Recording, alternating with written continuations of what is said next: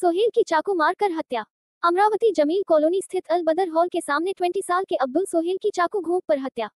घटना कल देर रात 12 बजे को घटित हुई है। आरोपी मोहम्मद मुस्तकीम मोहम्मद मुमताज पर अपराध दर्ज किया है। पटाखा फोड़ने को लेकर हुई हत्या, ऐसी जानकारी है। इस मामले में नागपुरी गेट पुलिस जांच कर रही है। सिटी प्रगति ब्युरो रिपोर्ट। काल दिनांक 22/10/2025 रोजी रात्री 12:15 वाजताच्या सुमारास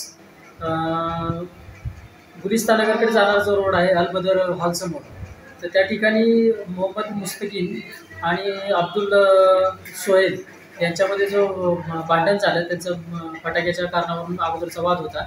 तर त्यावरून त्यांच्या दोघांमध्ये भांडण मारामारी झाली, चाकूने मारहाण झाली. तर त्याच्यामध्ये अब्दुल सोहेल याला डाव्या खांद्यावर जखम होऊन त्याचा रक्तस्राव झाल्याने आज सकाळी मृत्यू पावलेला आहे. त्याबाबत त्याचे चुलते अब्दुल राझिक अब्दुल वहाब यांनी नागपूर गेट पोलीस स्टेशन इथे दिलेल्या तक्रारीवरून आरोपी मोहम्मद मुस्तकीम याच्याविरुद्ध गुन्हा दाखल करण्यात आलेला आहे आणि पुढील कारवाई चालू आहे. तपास सुरू आहे.